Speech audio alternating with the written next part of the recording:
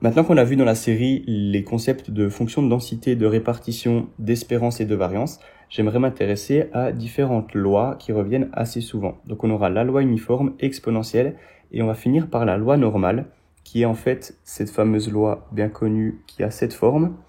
Et c'est la loi la plus commune, surtout dans les exercices, mais malheureusement c'est pas la plus simple parce qu'elle a une intégrale qui nécessite un tableau pour être calculé. Donc j'aimerais d'abord qu'on voit la loi exponentielle et la loi uniforme pour qu'on comprenne pourquoi on a besoin de ce tableau et pourquoi il est utile. Donc cette vidéo elle va s'intéresser à la loi uniforme. Comment on définit la loi uniforme? Ici je vais la définir avec sa fonction de densité qui, pour un x qui est compris entre b et a, enfin entre a et b, elle a une valeur de 1 sur b moins a. Donc en fait, comment comprendre ceci? C'est que on a une probabilité constante pour tout x. Comme par exemple pour un dé. Pour un dé, que je fasse 1, 2, 3, 4, 5 ou 6, la probabilité elle est la même, elle est de 1/6. Sauf qu'ici on serait dans un cas continu. Donc je prends n'importe quel nombre réel entre 0 et 1. Imaginons j'ai un ordinateur, je lui dis prends un nombre quelconque qui est là entre, et ben il va des fois finir ici, des fois finir là, des fois là, avec une probabilité qui est exactement la même pour n'importe quelle valeur. C'est quelque chose qui est complètement aléatoire et on va favoriser aucune valeur par rapport aux autres. Donc en fait la probabilité de prendre une certaine valeur, c'est une constante. Alors cette constante, pourquoi elle vaut 1 sur b moins a? Parce que on veut que la probabilité totale, elle donne 1. Et la probabilité totale, donc c'est l'intégrale de moins l'infini à plus l'infini de ma fonction de densité. Ici, je ne l'ai pas dit, mais donc on a une constante entre a et b, donc pour n'importe quelle autre valeur, on va dire que c'est 0. Et donc quand on va faire cette intégrale, normalement on doit la faire de moins l'infini à l'infini, sauf que ce f de x, il a une valeur non nulle que entre a et b. Donc on peut simplement faire l'intégrale entre a et b et considérer f de x comme cette constante qui est 1 sur b moins a. Maintenant, si je calcule l'intégrale, alors ça va me donner 1 sur b moins a multiplié par x qui va de b à a, comme ceci. Et ça me donne simplement b moins a sur b moins a, ce qui me donne 1. Et donc on a la probabilité de tous les événements, de moins l'infini à plus l'infini, qui vaut 1, ce qui est par définition correct. Ça, c'est l'explication de pourquoi cette constante, elle vaut 1 sur b moins a. Donc, si je prends des valeurs, comme j'ai dit avant, entre 0 et 1, ça, c'est les valeurs que peuvent prendre mon x. Alors, 1 sur b moins a, ça donnera 1 sur 1 moins 0, ça nous donnera 1. Si je dis à mon ordinateur de prendre des valeurs entre 5 et 10, alors ce f de x, il va valoir 1 sur 10 moins 5, ce qui vaut 1/5. Donc ça, c'est pour la définition de notre loi uniforme. Aucune valeur n'est favorisée entre b et a. Ma variable aléatoire prend uniformément des valeurs entre a et b. Maintenant, comment trouver l'espérance de cette variable aléatoire? Donc déjà, graphiquement, on peut voir qu'elle va ressembler à ça, notre variable aléatoire. Ici, si on graphe f de x, et ici x, alors ici on serait en 0, donc mon axe il serait exactement là. Ici on a x. En fait, on a une valeur 1 sur b moins a quand on est entre a et b, et autrement, ça vaut 0 ici quand on n'est pas entre a et b. Et par définition, donc l'aire qu'on a là, elle vaut 1. Maintenant, comment on peut trouver l'espérance? L'espérance, comme il n'y a aucune valeur qui est favorisée, ça devrait être le milieu ici de les valeurs que peut prendre ma variable aléatoire. Comment on peut prouver ça rigoureusement? Avec la définition de l'espérance, on prend l'espérance de x, qui serait l'intégrale de moins l'infini à l'infini de la valeur que prend ma variable aléatoire multipliée par la probabilité de prendre cette valeur. C'est comme ça qu'on peut interpréter la fonction de densité. Ici, comme d'habitude, f de x vaut 0 si je suis pas entre a et b, donc je peux restreindre mon intégrale entre a et b. Et f de x, on peut le noter 1 sur b moins a. 1 sur b moins a.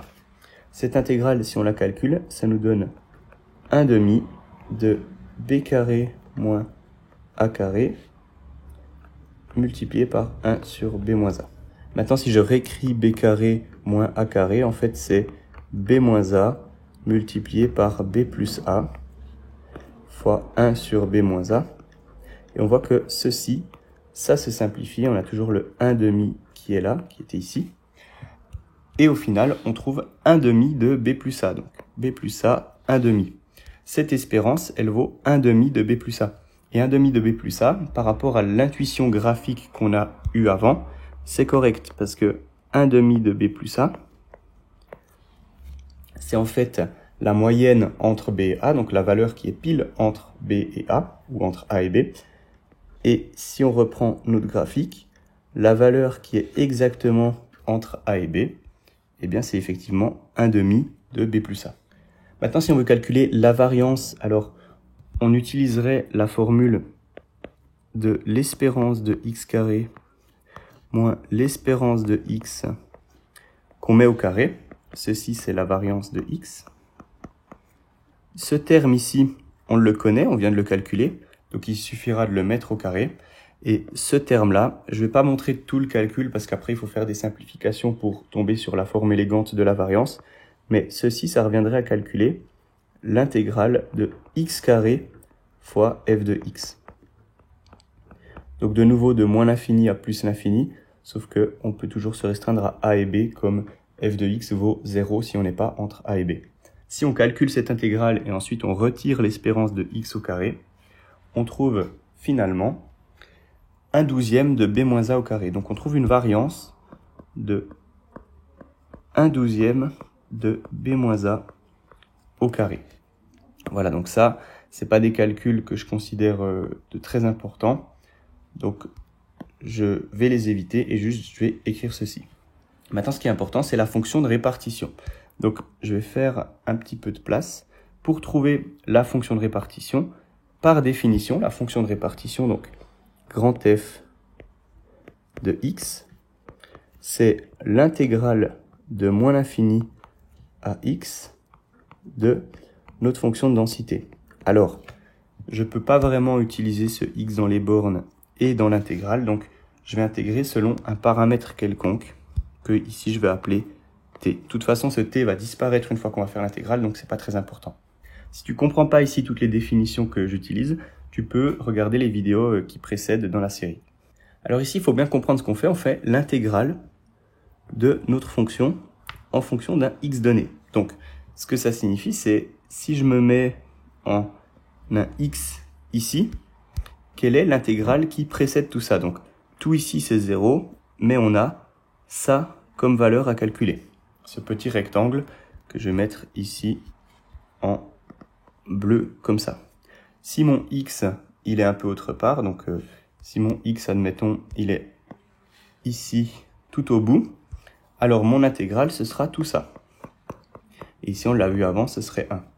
Si mon x, par contre, il est tout devant, donc si mon x, il serait ici, alors mon intégrale, ce serait ça, qui est simplement 0.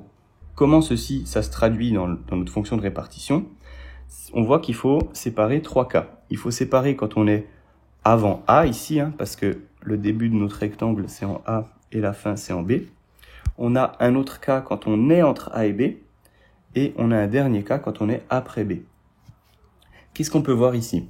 Si on est dans la zone bleue, où que soit notre x ici, notre intégrale, elle va valoir 0, parce que notre fonction est nulle partout dans les valeurs qui précèdent ce x. Donc ça, on peut déjà le noter là-haut, je vais noter en rouge pour qu'on fasse bien la distinction. On peut déjà noter que si x est plus petit que a, alors cette fonction de répartition va valoir 0. Maintenant, je vais m'intéresser à la zone jaune juste après. Qu'est-ce qu'on voit si on est plus loin que b? Alors notre x, il peut être n'importe où ici. Quand on va faire l'intégrale, on devra calculer toute cette intégrale ici de notre rectangle.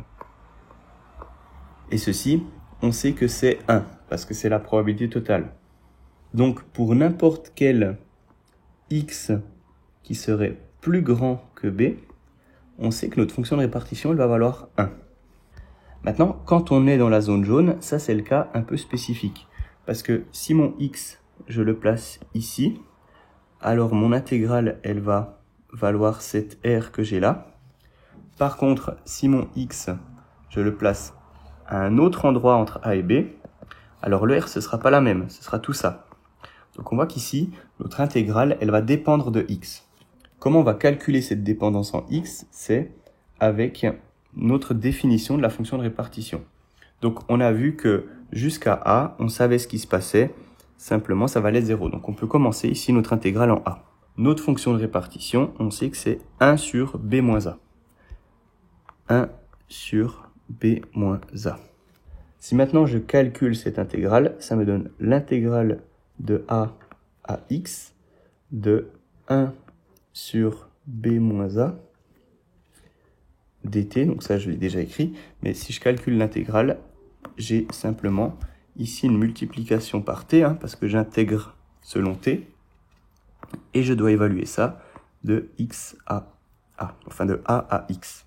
Si je fais ça, ça va simplement faire 1 sur b moins a, et le t ici, ça va être x moins a. Et on retrouve effectivement cette dépendance en x qu'on voyait graphiquement. Et ça, je vais le noter sur la barre de fraction ici, x moins a. On a finalement la définition complète de notre fonction de répartition avec ici x moins a sur b moins a si x est compris entre a et b.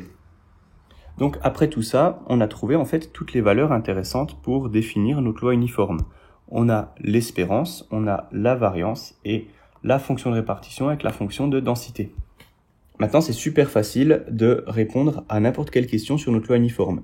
Si on dit qu'on a une loi uniforme définie entre, admettons, 5 et 10, comme j'ai donné avant, donc ça, ce seraient les paramètres a et b, et je demande quelle est la probabilité que ma variable aléatoire soit plus petite ou égale à 7. Alors maintenant, il faut se souvenir que cette probabilité, elle se calcule avec la fonction de répartition qu'on évaluerait en 7. Ou alors, de manière équivalente, on peut faire l'intégrale de moins l'infini à 7 de notre fonction de densité. Ici, on connaît directement notre fonction de répartition, on l'a calculée avant, donc on va juste remplacer les valeurs dedans. On sait que c'est x moins a sur b moins a. Donc a et b, c'est simplement b égale 10 ici, donc on a 10, a c'est 5, et là on veut calculer pour un x spécifique qui serait 7, donc on fait 7 moins 5 sur 10 moins 5. On obtient finalement 2 cinquièmes. Voilà, donc ça c'est des calculs assez communs de trouver l'espérance, la variance, la fonction de répartition à partir de la fonction de densité. Et on voit qu'une fois qu'on a ça, c'est assez facile de résoudre des exercices qui nous seraient donnés. Dans la prochaine vidéo, on verra comment faire avec la loi exponentielle, puis ensuite avec la loi normale. Et en fait, ce qui pose problème avec la normale, c'est l'intégrale de cette fonction ici qui est très compliquée à calculer. Donc en fait, on doit se référer à un tableau et on va justifier justement pourquoi ce tableau est utile.